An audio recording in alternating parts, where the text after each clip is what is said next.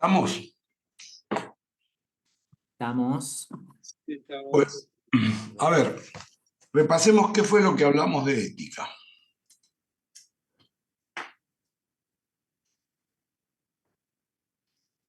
Alguien que me diga qué apuntes tienen, a ver, qué fue lo que dijimos para no repetir. De los riesgos profesionales. Más fuerte. De los riesgos profesionales. De los principios ética, de ética. De ética. Me confundí, disculpe. De los fundamentos de la ética en salud. Y no hablamos otra cosa de ética. ¿Están tomando los apuntes que yo les digo? ¿Los están guardando en algún lado? Sí, profe, hablamos también de la autonomía del paciente, la beneficencia, Sí. no hacer daño, la justicia, la confidencialidad, la veracidad, los juicios morales, un poco. Los juicios morales los íbamos a ver hoy, me parece. Perfecto. Muy bien. Y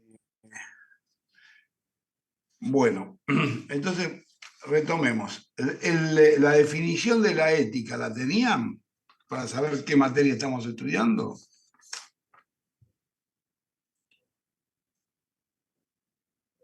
Sí, sí, profe.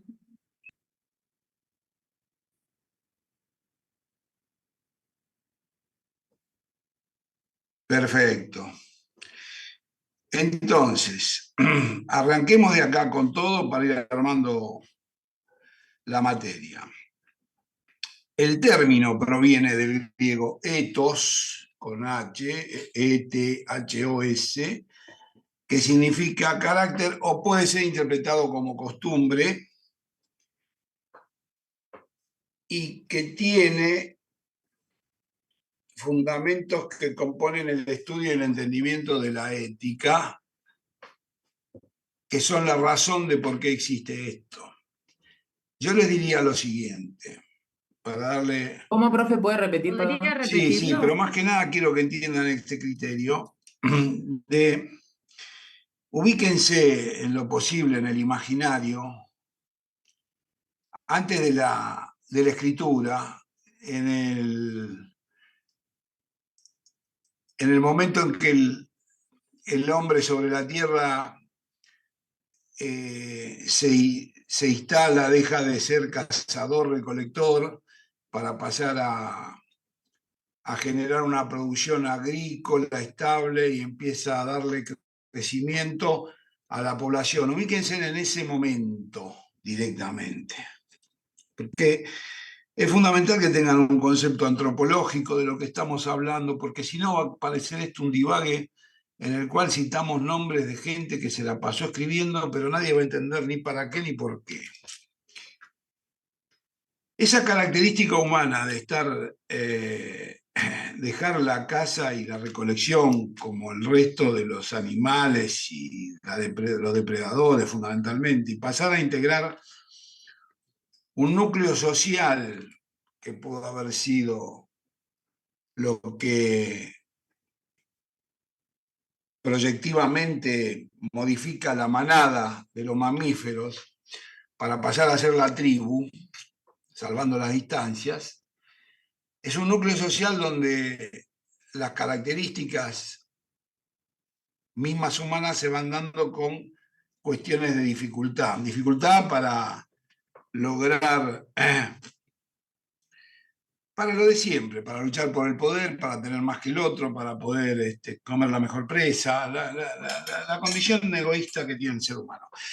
Esas cosas que de repente se van instalando así, a través del tiempo, van observando generaciones que tienen mayores características de rudeza o son más fuertes, que son los que terminan ganando en la batalla y que esos terminan coronándose como conductores, como caciques, como después van a ser reyes, y como va a ser toda la característica oligárquica de la sociedad en la cual a través de la descendencia de otros que tuvieron la capacidad de ser más poderosos y lucharon y se posicionaron, el resto de la sociedad queda más o menos en el sustrato por debajo de eso. Esta visión que les estoy contando, que es el hombre primitivo, sin escritura, manejando cuestiones técnicas como el fuego para mejorar la nutrición y después desarrollando armas, que es lo que potencializa la mano a través de los punzocortantes, como los cuchillos, las lanzas, las flechas. Va generando cambios que a través del tiempo, estamos hablando de miles de años, van adaptándose a nuevas formas y van integrándose a un efecto de culturización del ser humano. Todo esto lo vemos pasar a través de culturas muy antiguas y sabemos que en la ciudad de Sumer, en Sumeria, en Ur, empezaron a verse cuestiones que eran muy progresaban en la época, como la rueda, como la manera de contar, como ciertas características de la escritura que empieza siendo cuneiforme. Este desarrollo se va dando en forma simultánea en distintas culturas, en culturas perdidas en Asia, en África tal vez no tanto, pero fundamentalmente en la zona de Europa, por las condiciones de vida después de la última glaciación, el ser humano se empieza a adaptar cada vez mejor. Y en un punto evolucionan tanto esas culturas que terminan haciendo construcciones, manejando la piedra, manejando la navegación, y vamos a llegar más o menos para el siglo 1000 años antes del nacimiento de Cristo, que toma el calendario. ¿Qué pasaba en esa época? Bueno, había habido imperios muy grandes con características muy particulares, entre ellos los persas del Imperio Babilónico, que habían querido o combatido contra la Grecia de los pensadores occidentales, donde estuvieron la cuna de los filósofos. Esa Grecia tiene la característica de generar cantidad de pensadores, entre ellos los presocráticos como Anaxágoras, como Tales de Mileto, gente que fueron descubriendo cuestiones muy importantes para el pensamiento, que fueron leyendo cuestiones que hacían a la ley universal y que fueron describiendo cuestiones que hicieron a la sociedad entrar en un efecto de comprensión y de conocimiento de las cosas, con una mejora de la escritura, como era el alfabeto griego, que le permitía ya plantearse los textos literarios con total facilidad. Esa cultura choca en el medio donde está instalada, que es el mar Egeo y el Jónico y las colonias que lo rodean, Sicilia, el sur de Italia. Esas culturas chocan con una cultura diferente, con una cultura que es la cultura persa, con reinos que son o están bajo el dominio de la hegemonía de los reyes persas, y en algún punto de inflexión confrontan, y en esa confrontación termina ganando Grecia. Grecia termina ganando a través de 3 batallas que yo le dije, que fueron Maratón, Salamina y Platea, y el imperio persa se tiene que quedar de la zona de Turquía para el este, y los griegos toman el Mediterráneo y reconocen el resto de las colonias y bla, bla, bla. Cuando en el año 350 los macedonios, un pueblo criado con las características griegas, se expanden a través de Alejandro Magno, el imperio persa es destruido y la helenización, que es el producto de la cultura de los griegos, pasa a ser dominante en este mundo que vamos a recibir nosotros. ¿Y por qué les digo esto? Porque las cuestiones éticas surgen de las condiciones que hicieron del pensamiento griego la fuente del pensamiento filosófico de Occidente, que hasta el día de hoy, todos ustedes, nosotros, todos juntos, somos hartamente dependientes. ¿Qué quiere decir? Quiere decir que a través de esto adoptamos una forma de vivir, una forma de pensar y ciertas características que tienen esa gran influencia, que prácticamente hoy pasa desconocida, pero que a través de estos 2000 años de historia después de la venida de lo que se signó por almanaque, decir que viene la época del nacimiento de Jesucristo, estos 2000 años el progreso de Occidente fue extremadamente prodigioso y nos encontramos en el día de hoy discutiendo estas cuestiones que se formaron hace 2500 y 3000 años. Así que el término de ética, decir que es la costumbre, vamos a ver qué aspectos fundamentales son los que desarrolla y por qué tenemos a bien tratarlos acá. Porque el debate de cualquier cuestión que hace al Occidente está regido por esta capacidad que tuvieron los antiguos griegos en determinar estas cuestiones sobre la filosofía y la ética. Después, otros autores en Europa dieron su impronta y su posibilidad de entenderlo, pero al día de hoy todavía estamos en un punto de establecer cuestiones en las cuales todavía hay ripideces y discusiones que no están del todo claras. Esto que hace a la ética, de la discusión sobre formas y maneras del carácter, por supuesto, esas cuestiones que yo le hablaba de la ciencia, donde evidentemente no estamos bajo una ciencia formal, como es la matemática, que las cosas ya están con entes ideales preestablecidos, sino que están en cuestión permanentemente de revisión. Lo primero que tenemos que entender de la ética, que es una ciencia normativa. Ciencia normativa. Establece normas o reglas de conducta. ¿Me copian? Sí, profe, le sigo. La ética, entonces, es una disciplina formativa que establece normas y reglas de conducta.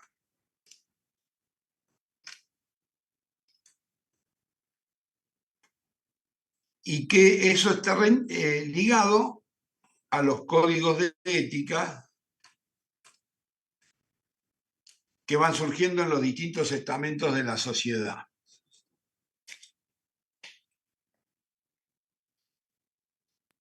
¿Cómo, profe, no le seguí? Esta cuestión que significa normas o reglas de conducta va ligado a las expectativas de comportamiento de diferentes contextos. ¿Qué quiere decir esto? Si ustedes ven, para darle una figura, una manifestación en la calle, a un señor que está tapado, se le ven los ojos, va con un palo y tira piedras, ese mismo hecho, si lo ven en la entrada de un hospital por uno de los cirujanos que entra, lo van a ver como que no es correcto, por supuesto. Entonces hay un área donde hay expresiones que son deleznables, pero pueden verse, y hay áreas donde directamente ese tipo de expresión no puede ser vista. Entonces, hay expectativa de comportamiento de cada uno en los distintos contextos sociales. ¿Se entiende esto? Hay expectativas de comportamiento de cada uno en los distintos contextos sociales. Esa es la normatividad de la ética. Criterio que tienen que tener bien claro. Por eso no da lo mismo una cosa que otra.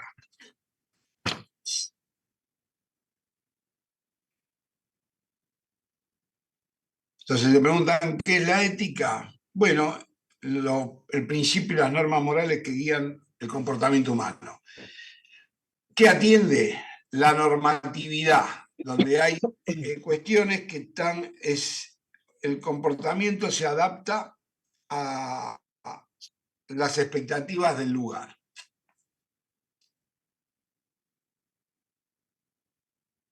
Uno tiene ganas de hacer un asado, está en el hospital, se va al pasillo, trae carbón, le prende fuego y ¿qué estás haciendo? Voy a comer un asado. Ah, bueno, está bien. ¿Entienden? Eso es burdo, pero es así. Sí, se entiende, profe. ¿Eh? Que sí se entiende, digo, perfecto. Bueno, esta condición hace que uno y yo, ¿por qué no puedo hacer esto? ¿Y por qué entonces tal cosa? ¿Y por qué no otro? Porque es una fórmula que interpreta que la sociedad funciona ligada a un entendimiento donde los contextos hacen el carácter de las personas. Vean el grado de dificultad que tiene todo lo que yo digo, ¿no? Esto a veces está muy dañado en cuanto a las características de pensamiento. Está muy dañado porque la gente cree que lo que quiere lo puede hacer, porque eso es el esquema de libertad, o piensa que cualquier manifestación es propia en cualquier terreno, o piensa que si de repente hay una manera de conducirse da lo mismo ir de otra manera, por decretar cuestiones de sentirse libre. Y es mentira, la libertad es otra historia. La libertad obedece a otro concepto del pensamiento y no al hecho de uno llevar una pluma en la cabeza donde se la quiera poner. Son eternamente pamplinas, formas que son totalmente minúsculas en cuanto a la expresividad, pero no hacen a la libertad el romper normas que evidentemente lo único que hacen es tratar de solventar unos principios de lógica para convivir entre todos. Así que Profe, entonces, que la ética entonces surge en la persona, en una persona propia o sea, en medio de una sociedad, o sea, como con influencia de la sociedad y de sus costumbres, básicamente. ilógico, cuando vos escuchás que van a prohibir en Corea comerse los perros, vos ves en Argentina que la gente coma perros. Claro que no. Entonces, además ves un coreano y te da, yo que tengo un perrito y pienso en eso, pobre, me aterro directamente, pero para el coreano es una cosa normal y lo alimenta. Claro. Lo mismo va para todos lados. Lo que pasa que son áreas tan difusas que uno, por ejemplo, si dice voy a implementar la ética, que el que habla la liga, bueno, es más que ética, es un rigor y ese rigor a lo mejor adolece de la posibilidad de la expresión. Entonces hay que discutirlo de otra manera, pero la ética lo que hace es mantener un carácter en la sociedad que hace a la costumbre. El país, por ejemplo, tiene la costumbre de hacer piquetes en todos lados. Y para un canal de televisión, cuando rompen todo, dice que la policía está matando a la gente que se muere de hambre, que pesa el doble de lo que tendría que pesar, y para otro canal dice que bueno, que los caguen a palo, porque lo único que hacen es romper las pelotas. Bueno, fíjense dónde estamos parados. O sea, el punto medio todavía no lo hemos logrado como sociedad. Ni uno puede hacer una cosa que vaya, les vuelvo a repetir, el principio de identidad de todo esto. Yo no puedo hacer algo que haga daño a otro, eso no tiene que pasar, no puede pasar. Si yo lo hago porque es una manera de protestar, protesto mal, estoy haciendo algo que es malo. Eso es el principio fundamental de la sobrevivencia de cualquier sociedad. Cuando todo es permitido, de última la sociedad termina exangüe, no tiene posibilidades de crecer. Entonces tiene que haber una norma que regule la costumbre o el carácter y que implique una permanente revisión sobre las cosas que son visiblemente buenas y las que traen mucho perjuicio. Pero para eso tenemos que saber por qué sí o por qué no. Entonces uno se cansa de ver cuestiones así de información donde dicen, acá pasa esto, el otro, y del otro lado están tirando piedra contra todo porque dicen que no les gusta tal o cual manera, pero todo eso sabemos, cualquiera sabe que todo eso obedece a otras razones y que los principios son otros, pero sin embargo, esa gran posibilidad de difundir cosas que tienen los medios de comunicación desorienta mucho el sentido del pensamiento de cada uno. Y entonces a través de eso se borra mucho estas cuestiones que estamos empezando a tratar de ver de como que es la normatividad de esta disciplina, que es la expectativa del comportamiento en diferentes contextos. Sea como sea el contexto, si yo rompo algo para dañar a otro, va de suyo, que independientemente de la protesta que sea, no estoy obrando bien. Que no hace falta después decir si a consecuencia de que estaba rompiendo vino otro que le rompió la cabeza, quién estuvo peor, si el que se la rompió, si el que empezó, por qué empezó la cosa, quién es el que tiene la razón. Bueno, nada, es simplemente el hecho de hacer un daño que no lo queremos para nosotros, porque si ese que tira piedra y que le vuela la cabeza a otro que está del otro lado, la recibe él, la pide con cariño, tírenme una piedra en la cabeza, no. Entonces, evidentemente, las cosas se empiezan a aclarar cuando uno entiende directamente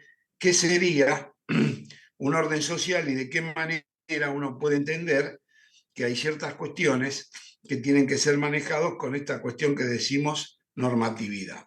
Para eso los griegos, que entendían su mundo a la manera de que era su mundo, un mundo con esclavos, un mundo de guerras sociales, de batallas épicas cuerpo a cuerpo, entendían que la ética tiene que enfocar valores y virtudes que son las que deben guiar la acción humana. ¿Y a qué valores se referían los griegos con esto? Esto tenemos normatividad, tenemos valores y virtudes. Valores y virtudes son la justicia, la honestidad y la responsabilidad. Cuando ustedes vean grandes desperfectos sociales o grandes olas de sufrimiento humano, van a ver que si van a los principios de la ética, ni la justicia, ni la honestidad, ni la responsabilidad están siendo respetadas. De la misma manera, cuando uno dice por qué el Estado está como está o cuáles son las políticas, y de repente todos nos vemos emprendidos en cuestiones de un lado o del otro, viendo lo superficial y no viendo la profundidad de los daños que se le hace a la sociedad a través de la poca idoneidad de quienes tienen la capacidad de administrar las cosas que son de todos. El otro tema, después de la normatividad y valores y virtudes, son las decisiones morales.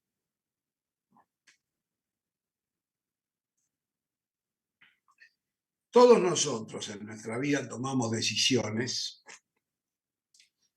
cotidianamente.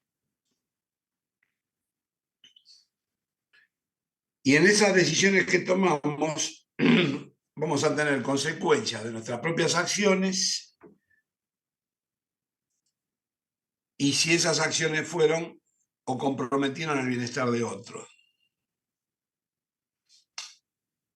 Si esto se diera directamente con un rigor metodológico educativo, uno, por ejemplo, tendría que ver con claridad que alguien que de repente masacra a otro inocente por un tiro, por una cuestión de pleitos o lo que sea, más allá del terrible hecho que esto acontece, no puede ser referido como un pobre que no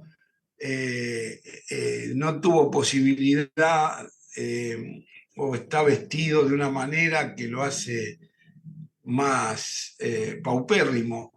Si alguien hace algo que daña a los demás, independientemente de la cuestión social que tenga, en el hecho así directo, debe haber una fuerte convicción que eso en lo minúsculo, no debe ser representado por una sociedad que lo aborrezca, porque si no, tomamos con liviandad que el que es pobre tiene derecho a sacar al que tiene algo porque el pobre no lo tiene. Me parece eso un absurdo y un planteo de tipo inmoral de alguien que no está comprometido en esas cuestiones, porque si alguien tiene un bien a través del trabajo y pasa a otro y se lo quita por la fuerza, no hay ninguna justificación social que eso tenga que ser así. Sin embargo, hemos entrado en declinaciones donde eso podría estar representado, porque no hay trabajo, por las multinacionales, por lo que se robaron la plata, independientemente que sea el barco en el que estemos navegando, el de al lado tiene que ser como uno. Es un principio de la ética de la humanidad. No puede ser que si a mí me falta, le saco al de al lado y si se opone lo mato. ¿Ves esto? Bueno, hoy en día esta cosa que a ustedes le tiene que sonar prácticamente impensable, así se piensa en los estratos superiores que dirigen esta sociedad. Por eso es permisivo todo el tipo de cuestiones, y si ustedes van a esperar un colectivo le roban el teléfono y no pueden reclamarle a nadie, y no hay acción por tal o cual cosa, o porque en algún momento la policía tuvo gatillo fácil y bla, bla, bla, bla. ¿Entienden? Los valores y virtudes tienen que ser estrictamente conservados, porque es la manera que el orden hace que una sociedad avanza. Y las decisiones morales que toman los guías influyen en las consecuencias de nuestras acciones, que es lo que yo les decía. Habíamos hablado de decisiones morales. Bueno, cada vez que nosotros tenemos una decisión, nuestra acción debe ser considerada con relación al bienestar de otros. Cada vez que tenemos una decisión, nuestra acción... Fíjense que es un principio tan notable que destruye la posibilidad de apropiarse de algo que no sea de uno. Porque nuestra decisión no tiene que afectar a otro. Les pregunto, a una edad promedio como tienen ustedes, que creo que debe ser 30 años, en algún momento de la escolarización que tuvieron y el secundario, ¿alguien les pasó un texto tan literariamente estricto como este? Contéstenme por separado. ¿Alguna vez escucharon eso? No, no, No. de esta magnitud, no. ¿Cómo, No. profe? ¿Puede repetir, por favor? Sí, ¿Alguien que se lo resumo- repita al compañero? En bioética, sí, profe, capaz. En bioética ya estando en la facultad. Claro, sí, ya estando en la facultad. Pero a ver si me entienden, esto tiene que venir de la educación primaria y de la casa de cada uno. Nosotros estamos diciendo en esta pequeña charla que las decisiones morales de uno ocupan una decisión que tomamos en la vida que no puede de ninguna manera atacar el bienestar de otro.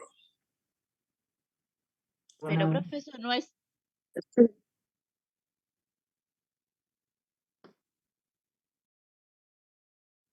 Son valores de la casa, pero ahí va la pregunta. En la escolarización que ustedes tuvieron, que fue la misma que tuve yo 60 años antes, ¿alguna vez le tiraron esta data a alguna de las maestras que estuvo frente al grado o los profesores que tuvieron en secundario? No. sí. No. Sí, yo sí. Sofía. Hagamos una elección. Sí. Igual Me parece muy no es la complejo misma para un niño. escolarización que viviste vos a la que se vive por lo menos en la actualidad. Totalmente, O sea, en totalmente. el medio no sé, ¿me entendés? En el medio no sé, pero yo hoy en día lo veo con mi hijo, inclusive lo veo con otros padres, que tipo dejan lo que se enseña en casa no se ve en el colegio tampoco, ojo, es un área gris, porque vos le enseñás un montón de cosas en casa y después van al colegio y como mini sociedad, ¿me entendés? Empiezan a interactuar y se sienten influenciados por otras cosas. Entonces, estás en una lucha eterna de moralmente, ¿no? Inclusive, no sé, bueno, es mi caso, buscando un colegio que tiene, se supone, la moral que a mí me educaron y que yo quiero que mi hijo se eduque, tenés que luchar contra otros padres o los maestros que también adoctrinan en un montón de cosas a los chicos hoy que no tienen por qué adoctrinar porque no es su función. Es terrible lo que decís, pero es la realidad del mundo que estamos viviendo. Es la realidad. O sea, que hay una cuestión tan práctica donde nos quieren hacer ver que la bondad está en determinadas cuestiones que precisamente la bondad está discutida por las normas que hicieron que las sociedades tuvieran un crecimiento ético. Que igual te digo, el enunciado de esto que yo les digo tampoco es a rajatabla de la manera en que las grandes culturas occidentales respondieron, porque, digamos la verdad, independientemente de esto que estamos hablando entre nosotros, que somos un grupo reducido, mucha gente de otros lados que vive mucho mejor que nosotros jamás le dio pelota, hicieron cosas a lo mejor mucho más atroces que la modesta Argentina, más allá de sus ideales políticos o las cosas que tienen. Pero como esto es de carácter universal y tendría que ser algo que pone los pilares de la vida en sociedad, es bueno que lo tengamos presente porque cuando se discuten muchas cosas, tanto en la casa como en el colegio, tendría que levantarse la bandera de que mi decisión moral no puede perjudicar el bienestar de otros. Pero, profe, eso no es posible. Bueno, porque Perdón. no me maten ahora, mátenme al final. Les voy a decir algo con relación a la vida. El ideal es una estrella, marca un rumbo por más que no se alcance. Tengan presente eso. Que sea o no posible no nos importa, lo que nos importa es ir en ese rumbo. Claro, sí, obvio, se entiende que nosotros tratamos de hacer cosas que no afecten a otros.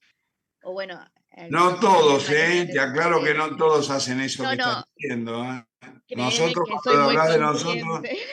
nosotros, sí, cuando hablas de nosotros hablas de algo muy, muy pequeño, pero no somos nosotros los que queremos hacer algo que a los demás nos molesten, hay más, hay una serie de categorías que hacen todo lo posible para hacernos mierda, pero bueno. Yo creo que también depende de a qué le llamamos el bienestar del otro, ¿no? Digamos, como que bienestar es muy grande, donde empieza el derecho de uno, termina el del otro, como que es una discusión eterna también. No, No, no mezclemos todo. El bienestar de otro es el estado de quietud que tiene el otro. Si el otro está mal económicamente, si la política no lo benefició, si en este momento está siendo objeto de desgracia, bueno, ayudaremos desde el punto de vista de la otra fórmula que tiene la sociedad, que es con el altruismo, con la condición social de ayudar al prójimo y todo eso. Lo que esto es claro y preciso y no puede tener pensamiento que distraiga, es que si algo que voy a hacer yo perjudica al otro en su estado que tiene, está mal. Eso es lo que hay que tener en claro. No es que, bueno, si el otro no está bien, entonces yo... No. Si vos, en lo que vos haces cotidianamente, lo que haces para beneficio tuyo, notás, qué sé yo, poner música a las 3 de la mañana y que se jodan todos, eso está mal. Y si el otro está mejor o peor, es indiferente. No, sí, no me refería a eso. O sea, obviamente uno no va a perjudicar al otro, me refiero Ese a que es el su tema. Y comportamiento socialmente, cuando se toman decisiones, socialmente, cuando las categorías políticas que tienen el manejo de las administraciones toman decisiones, hay que ver en esas decisiones si no están planteados los términos de la República, que son la idoneidad en los cargos, periodicidad en la función y publicación de los actos de gobierno, cuántas veces te hacen participar a vos para que vos digas si realmente hacer tal o cual cosa, que va a ser tal o cual cuestión, te gusta o no. Generalmente no pasa. Entonces hay muchas cuestiones éticas que están ligadas a todos los que están por arriba de la sociedad, que toman decisiones contrarias al beneficio de la población y hacen cuestiones que son propio beneficio de los que la toman. Entonces, yo no quiero entrar a una discusión política ni me interesa. Sí les quiero transmitir cuáles son los principios de ética y que ustedes introspectivamente vean en qué casos estos principios no son aplicados a la sociedad en la que estamos. Entonces, les dije la normatividad. Hablamos del código de ética profesional en los comportamientos en diferentes contextos. Hay una cuestión que es admisible, que es, en determinado contexto uno puede tener una acción que en otro no la puede tener. Eso es una variedad de la universalidad del mundo y de las conductas. Después hablamos de los valores y virtudes y dijimos que había que tener justicia, honestidad y responsabilidad. Justicia, honestidad y responsabilidad. Después dijimos de las decisiones morales y decimos que las consecuencias de nuestras acciones no pueden perjudicar a otro. Bueno, eso ni punto de discusión. Después, si se hace o no se hace, difícil, estamos en un infierno, bueno, eso depende. Pero esta es la cuestión puntual que hay que tener claro. Te puedo asegurar que si esto estaría edificado desde los que van a segundo grado, tercero, al día de la fecha, habría muchas cuestiones que podrían ser evitadas con una educación más sana y que sea prácticamente partícipe de toda la sociedad. Pero como creo que eso no ocurre, aparecen estos discursos que me hacen ustedes con relación a los hijos y lo que pasa en colegio, que yo también lo viví, y que dicen realmente estamos atomizados y realmente no tenemos cuál es el verdadero problema, es un sálvese quien pueda.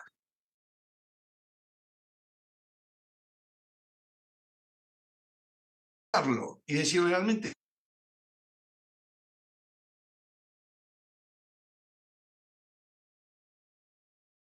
que son la ética que entre otros vamos a tener la bioética, que esto viene ya en las últimas generaciones, de los últimos 60 años, después de las tropelías que hubo en la guerra con el género humano, las investigaciones que se hicieron con la gente y todo eso, salieron una serie de cosas sobre los dilemas específicos que tenemos que tener en los negocios, en la medicina, en las cuestiones biológicas, en lo que hace al clima, en lo que hace a la contaminación. Eso sería la ética aplicada.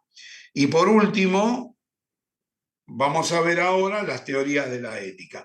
Hasta acá tenemos lo que dije de la ética, los 4 ítems prácticos que tiene la normatividad, valores, decisión, moral y ética aplicada. Todo eso ya lo tienen en claro, más o menos. Después sí queda para la discusión y haremos un montón de cosas y cada uno va a explicar su punto de vista. Pero por ahora, esta sería la matriz de lo que le estoy explicando para iniciarnos en este camino de entender un poco de qué se trata esta materia. ¿Estamos? ¿Alguna Profe, pregunta? ¿podría repetir lo que es ética aplicada? Sí. La ética aplicada a la bioética, la ética empresarial, la ética medioambiental, los dilemas específicos de las distintas especialidades como el trato del medio ambiente. En todo interviene eso, hasta en la arquitectura. Si vas a hacer casas comunitarias, ¿qué comodidad vas a tener? No porque sea comunitaria lo vas a hacer dormir parado al tipo que está ahí adentro. ¿Se entiende todo eso? Hay una proyección que es universal y que tiene que tender al beneficio de la gente, no al maleficio. La ética aplicada entonces agarra las distintas disciplinas que están en trato, como la bioética, como la que tenemos en medicina, lo que sea, si se puede o no hacer eso, y son todas cuestiones dinámicas.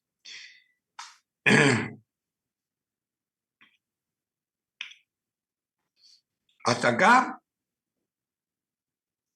Sí, profe, yo había leído algo sobre la ética metaética, Sí. ¿Qué leíste pero sobre la metaética? sí, no entendí muy bien. Sé que era algo como de lo psicológico. A ver, fíjate esto. Cuando pones el término meta, significa en diferencia con lo que está estructurado, ¿no? Como la metafísica. Sí, Fíjate para que tengas una idea. ¿De qué se integra la metafísica? Bueno, los espíritus, hablar con los muertos, todas esas cosas. Entonces claro. aparece alguien que de repente dice vamos a hacer la metaética y se larga una charla, como algún profesor que habla por televisión, y dice una serie de pelotudeces muy interesantes que a nadie le importa, como hablar de la participación del horóscopo en los indios tehuelche, y termina dándote que la nada misma. Si no lo entendiste, ¿qué te quisieron decir de la metaética? O sea, tenemos una ética que es la que corresponde al bien accionar y tenemos otra que es disfrazada, que hace que vos creas que están haciendo bien cuando en realidad te están mancillando la vida. Después tráeme el texto y lo vemos juntos, pero ¿y por qué te pusiste a leer metaética cuando lo que tenés que leer es ética?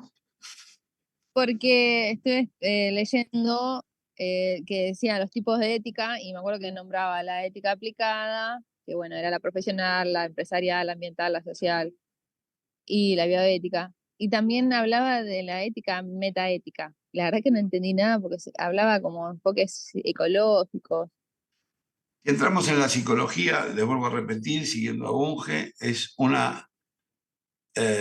hay una psicología que es formal, que es una ciencia que estudia los temas cognitivos, pero en general la psicología que está ligada al psicoanálisis es una teoría que no tiene validez científica, o sea, no se puede comprobar que eso tenga resultado. Ustedes cuando entran y actúan en un quirófano y todos hacen lo que está demostrado, el resultado es predictivo, pero cuando uno va a hablar de los problemas que tiene la gente y aparece por el lado del psicoanálisis, tratando de hacer interpretaciones en base a una teoría que no está probada, como es la teoría freudiana, es lo mismo que hablar del horóscopo, es una pseudociencia.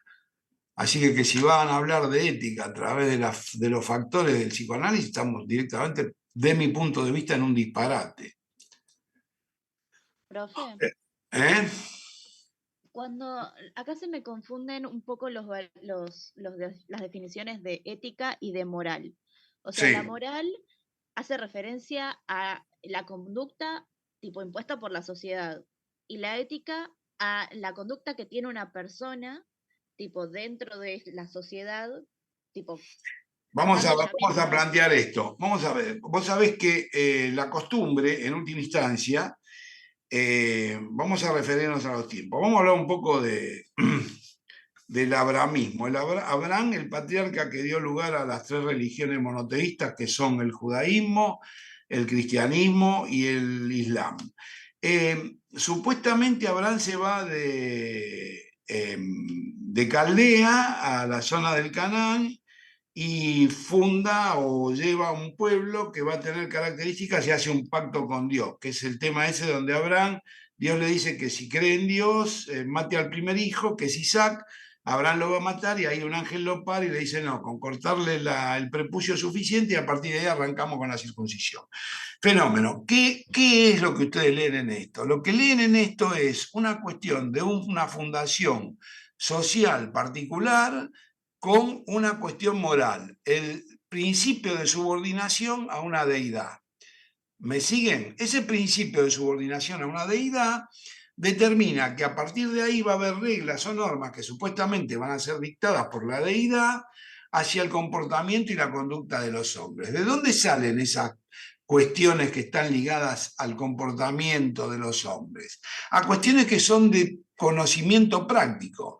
¿Por qué, por ejemplo, los judíos ortodoxos no pueden comer cerdo? Evidentemente, alguna epidemia de triquinosis comiendo chancho del desierto les dijo que comer ese animal era un castigo que Dios imponía a la gente, por lo tanto se suprime la comida. Esa es una regla higiénica que termina transmutando en una regla moral y esa moral termina siendo una costumbre y si adelante de un judío ortodoxo uno saca un jamón y se lo come es antiético.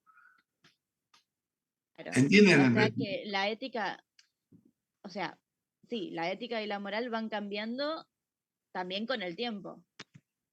Bien, toda acción humana es dinámica. O sea Solo que, permanece la matemática y la lógica, porque son las claro, ciencias formales. Pero todas las demás. Ahora, la teología implica un conocimiento determinado basado en una creencia. Sería un poco mejor, más lustroso que el psicoanálisis, que es una supuesta metodología de cura basado en una creencia. La creencia es la teoría de Freud, donde el chico se desarrolla y el chico está el principio oral, el fálico y el qué sé yo. Bueno, es una cosa así. Entonces pone todo eso, genera un esquema de cuadrícula donde dice, bueno, esto pasa por esto. ¿Cómo lo probamos eso? Ustedes prueban en un laboratorio que determinada sustancia produce tal efecto porque lo estudian primero en elementos biológicos por debajo, hacen pruebas en animales, todo eso, y después resulta que eso actúa de tal manera y acá está la prueba y la evidencia. De lo otro no hay ni prueba ni evidencia, hay creencia. Cuando hay creencia, lo único que tenemos que hacer para vivir en convivencia y no salir a matar al que piensa diferente es respetarnos. Si yo tengo a alguien cerca que dice, mira, el horóscopo dice que todos los nacidos este día van a qué sé yo, bla, bla, bla, bla, bla, uno lo respeta, pero en lo interior mío digo, esto es una falacia y una estupidez que no tiene ni pie ni cabeza. ¿Por qué? Porque no se puede ni siquiera homologar con nada. Entonces, la moral de las costumbres va a crear con el tiempo la capacidad del hombre de diferir reglas que hacen a este tipo de ritual y las va a transformar en la ética de la costumbre. Y entonces va a crear normas donde dicen esto sí, esto no. Por supuesto que sin esto, supónganse, yo que viví la avenida del hipismo en la Argentina porque era hasta un poco más joven que ustedes. Durante la década del 60, la juventud hizo una irrupción muy drástica después de haber vivido 2 terribles guerras mundiales y una serie de cosas, que Argentina llegó y era la liberación del estrato juvenil. Se podía andar de cualquier manera, fumar cualquier cosa, pintar cualquier otra historia, había que buscar la paz y no la guerra. Bueno, salió la corriente del hipismo. Apareció el rock mejorado, las cuestiones. Fenómeno, de todas maneras, ¿qué planteó esa sociedad? Y planteó que, bueno, que la modalidad era así, muy interesante, pero que de última, redundando en los valores sociales que hacen a la atención de salud, a las cuestiones de educación, a un montón de cosas, no era la probidad como para que el mundo pasara a ese tipo de cosas. Fue un movimiento, un deseo, una voluntad de un grupo de jóvenes, fenómeno, pero eso termina ahí. La sociedad tiene otras responsabilidades, tiene responsabilidades que son inherentes a la construcción y al desarrollo de cuestiones sociales y a mejorar el rendimiento, la vida de la especie, independientemente de que se tiren bombas por todos lados y masacren a todo el mundo. Eso no contradice el principio. Después, cada lugar y cada región de la Tierra tiene su marasmo de desgracias y lo vive como puede. Pero la decisión moral, que va a ser la que funda la ética, la decisión moral que funda la ética es la decisión que dice que lo que yo tomé como decisión no puede terminar perjudicando a otro o a otros. Y después juguemos con lo que se quiera. Ok. Y si yo, por ejemplo, tuviera la intención de, con lo que tengo, ¿no? Intentar hacer un bien al otro. Si vos te Yo intentás tengo que hacer un bien al convencer. otro, ¿en qué consistiría el bien? Porque si con lo que vos tenés depende de otra gente y vos Claro, o necesitas, sea, vos tenés que... voy al hecho de que, por ejemplo, si yo tengo cierta cantidad de recursos y sé que capaz que esos recursos no son los ideales, los mejores para ese paciente, pero son los que tengo y me tengo que arreglar con eso. ¿Sigue siendo ético? Por supuesto que sí, porque la medicina es una ciencia, una técnica que no tiene obligación de medios, o sea, no tiene obligación de medios ni de resultados. O sea, el resultado puede ser lo que sea. Medios son los que a vos tenés en la mano y si te alcanzan o no, es lo que vos podés usar. Pero si no te ofrecen los medios necesarios para hacer la curación que tenés que hacer, ¿qué podés hacer? ¿Qué otra cosa podés hacer? El tema es que vos no uses o contradigas el término de tener medios y de repente desplazás a uno para atender a otro. Eso lo habíamos visto en la primera clase. Claro, no, o sea, teniendo en cuenta justamente eso, o sea, todos van a recibir exactamente lo mismo. El tema es que quizás no es lo mejor, ponele. Pero no tenés a tu alcance lo mejor.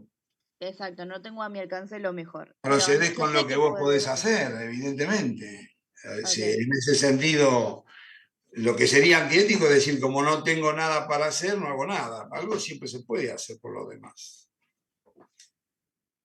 Claro, okay, Por ahí más va. que se tenga o no. En una acción de guerra, por ejemplo, con alguien que no va a tener vuelta por el tipo de herida que tiene, ante el suplicio que puede llegar a tener en días, se procede tratando de darle el mejor confort a través de analgésicos o morfina, cosa que a lo mejor en otro lado se presta otra atención porque hay otra posibilidad de servicio.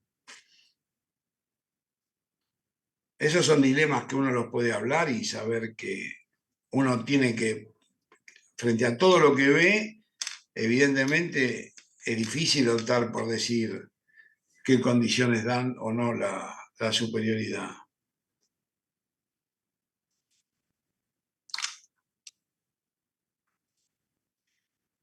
Bueno, después la otra cosa que tienen que saber es que vamos a ver las técnicas, la teoría de la ética con las técnicas, con las características que están planteadas en estas definiciones que yo tengo, que son la deontología. La deontología, por principio, son los deberes que tenemos nosotros como personas. ¿Deontología es? Sí.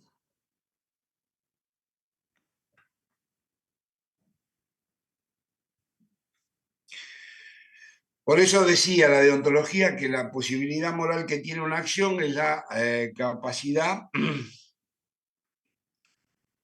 de ser correcta o incorrecta bajo el conjunto de reglas que tiene. Porque uno puede tomar una decisión correcta y el resultado puede ser una catástrofe.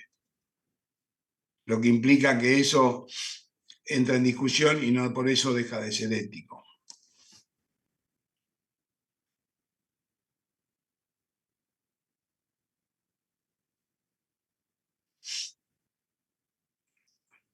Así que, ¿qué? La deontología, deberes que tenemos con el otro.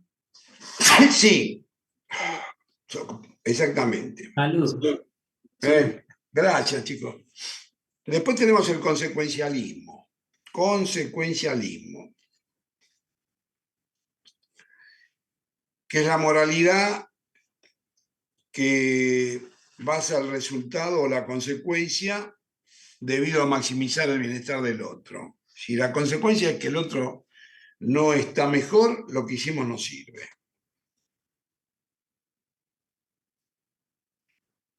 Profe, ¿lo podría repetir?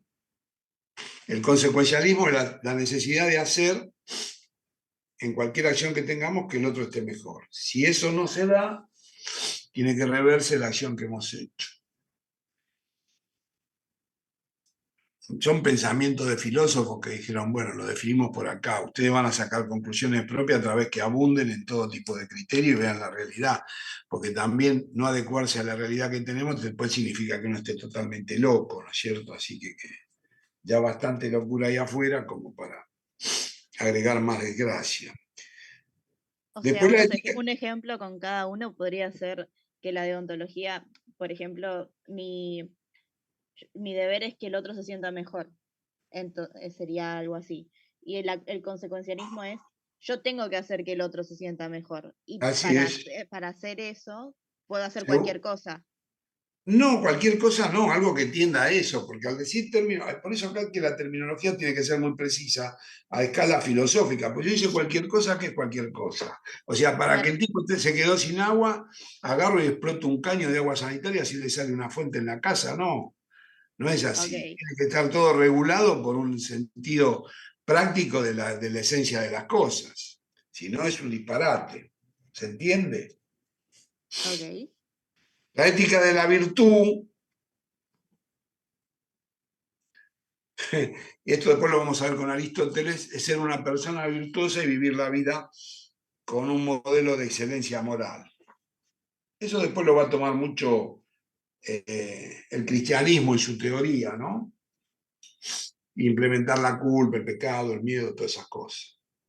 Y cuáles son las virtudes morales y a qué se atribuye más virtuosidad que otra cosa. Y eso a través de los tiempos fue cambiando permanentemente, ¿no? Eso después lo vamos a ver, algún día que vamos a pedir la clase vamos a hacer mesa redonda y vamos a hablar de cositas así, ¿sí? Ok, ok.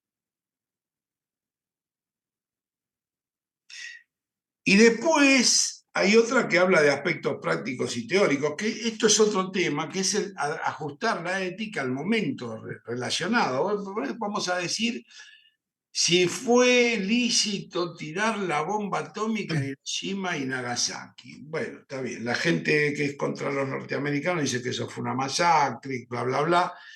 Los que estuvieron en el problema dijeron que era una manera de terminar la guerra. O sea, todo eso queda cosas abiertas a decir que teorizar sobre la moral es aplicar conceptos en situaciones reales, ayudando a la persona a tomar decisiones éticas en su vida y en la profesión. Pero siempre hay que saber que de repente uno le ayuda a alguien a tomar una decisión ética y esa ética puede repercutir en contra de una cuestión particular, como esto que les comentaba, que es un despropósito. Vos decís, ¿cómo?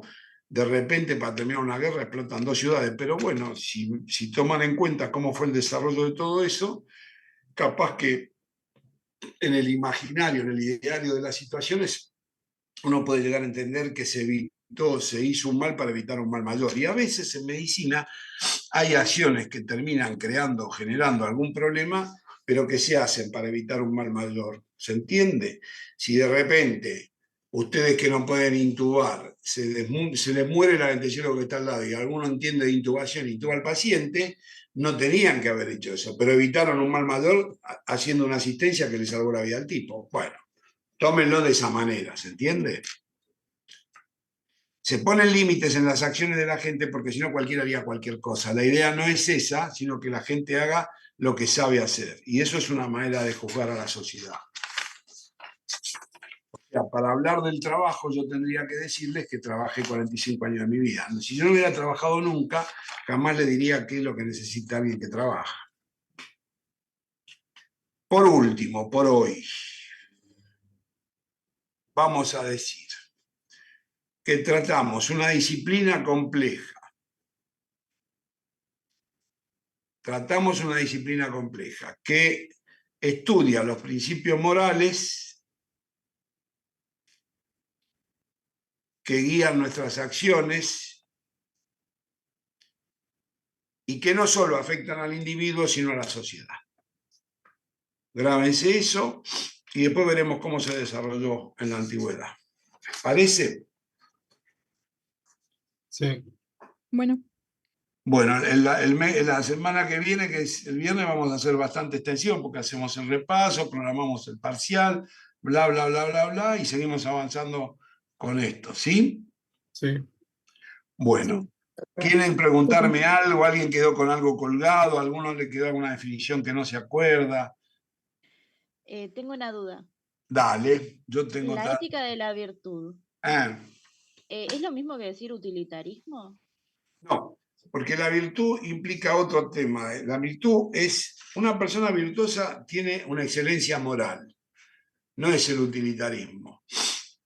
El utilitarismo implica otra cosa. La excelencia moral es una corrección de todos los vicios donde van a darse por sentado que lo único que actúa esa persona es en la virtud propiamente dicha. Así que es, digamos que es una escala superior donde en realidad todos podemos aspirar, pero es difícil llegar. Mientras que el utilitarismo es una cosa que la haces para beneficio de algo, pero no por virtud. Que te salga bien y que todos estén fenómenos, bárbaro, pero no es propiamente una virtud. Después vamos a estudiar virtud para Aristóteles, qué significa, y la condición de virtuoso, cómo mejoraba la condición de quienes dirigían un gobierno o un Estado. Ok. ¿Alguna otra pregunta? Sí, ¿podría repetir la definición de odontología? Sí.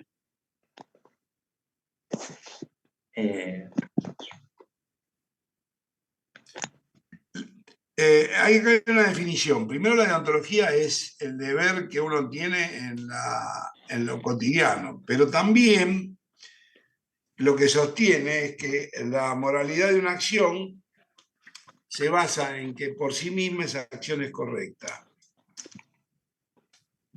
La moralidad de una acción se basa en que por sí mismo esa acción es correcta. Joya, muchas gracias. Independientemente que la consecuencia no sea la que esperamos, ¿viste? O sea, operar un apéndice es correcto si sale mal y no hay error médico, bueno, no fue lo que estábamos esperando de la acción, pero no se hizo algo como haría algún cirujano plástico inyectando cosas que no sirven y después Ahí no hay moralidad en la acción. ¿Lo ven? Gracias, Oscar. ¿Alguna inquietud más, chicos? No. Aprovechen, vamos. Profe, Bueno, ¿hey? es una pregunta que no tiene mucho que ver, pero con respecto a la deontología, cuando uno tiene que negarle la transfusión de sangre a un... ¿Cómo eran? ¿Testigo de Jehová? Sí, No, uno no la sabiendo niega, que... uno niega, No, la no, niega. ¿Se acuerdan que hablamos de los principios de la medicina cuando estaba el respeto a la individualidad? sí, Bueno, que por vos su tenés religión que, ellos para no la... ejercer, No, bueno, deja eso, que sea la religión, qué sé yo. Para mí es una torpeza intelectual, pero si la creen así religiosa, bueno. sí. Si, lo más importante que tenemos nosotros es la vida, por eso habría que también plantearse el tema del aborto y todas esas cosas. Lo único que tenemos es la vida, así factible. Después si hay otro mundo, otro cielo, Dios nos espera, si vamos al infierno, bueno, eso nadie te cuenta. Pero lo único que tenemos es esto que estamos haciendo ahora nosotros. Si vos me decís que para salvar una situación extrema tenés que usar determinada cosa y quien tiene que recibir eso se basa en una lectura de una cuestión bíblica que está ligada a Macabeos, que ni siquiera está metida en el Pentateuco, que es el principio de la sumatoria teológica que tienen los judíos antes de que entre todo lo demás que está en la Biblia y después el Nuevo Testamento, la Nueva Biblia, que es a partir de Jesús. Vos me decís que alguien, porque en un versículo reza que no se debe derramar sangre, no quiera recibir una transfusión, juzguen ustedes qué les parece. Ahora, si el que cree eso, cree que si recibe la transfusión termina arruinando la existencia de Dios o poniéndose en pecado, y a uno le dicen, por favor, a mí no me transfunda, uno tiene la obligación jurídica de respetar la intención del otro. De hecho, hemos hecho operaciones con 2%, con 2 de hemoglobina, en su momento, en la Guardia de la Argerich, y salió a veces adelante, a veces no. Pero vos por ley no podés agarrar e influenciar en eso y decir, no, a este le damos sangre lo mismo. Bueno, eso se hacía antes en medicina, pero con la voluntad del enfermo, la voluntad del paciente, todo eso quedó estrictamente en el marco legal de la total autonomía del paciente, si está consciente. ¿Se entiende? Sí. Entonces el tipo dice, no quiero... Bueno, lo mismo que la voluntad anticipada. Ustedes saben que hay pacientes que cuando se enferman y tienen algo terminal, está el tema del momento culminante que dice va a terapia para hacer un encarnizamiento, para poner una vía que yo, y hay gente que se plantea y dice, yo no quiero que me hagan absolutamente nada. Entonces, bueno, el de terapia, imagínense, ¿cómo es terapia? No, pero tiene que hacerse eso. Ni quiero ni voy a tomar. Bueno, esa voluntad tiene que ser respetada. Es la voluntad anticipada. Y con relación a la voluntad de un paciente, si de repente el tipo tiene que amputarle una pierna y dice, me van a amputar una pierna, yo no quiero que me amputen la pierna, prefiero morirme así, bueno, es la decisión de él. Eso se respeta, salvo que no tenga autonomía, lo que se llama el artículo 36, que es no comprende ni dirige las acciones o no entiende de qué se trata.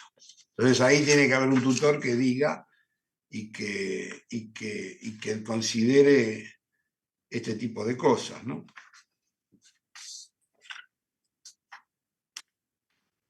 Sí. ¿Qué otra cosa tienen? Profe, un mail donde le podemos mandar a consulta o dudas o directamente en el foro de la página de Árbol. No, sí, tendría que ser el campus, pero no, es gmartelia@gmail.com. ¿Lo repite, por favor? EG Martela, todo minúscula.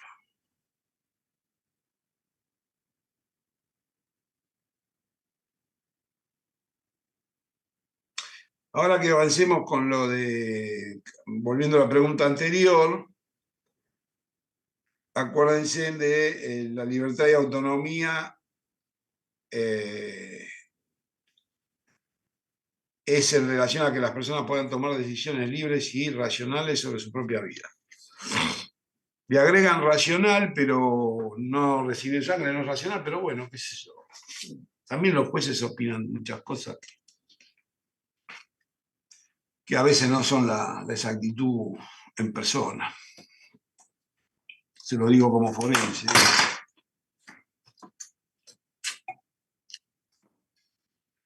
Vamos, chicos. Sí, ¿Eh? Profe. ¿Listo? Profe. Nos vemos. Sí. Nos vemos, profe. Sí, Gracias. gracias. Hasta luego. Gracias. Nos Nos vemos, buen fin de semana. Igualmente para todos. Bien. Listo.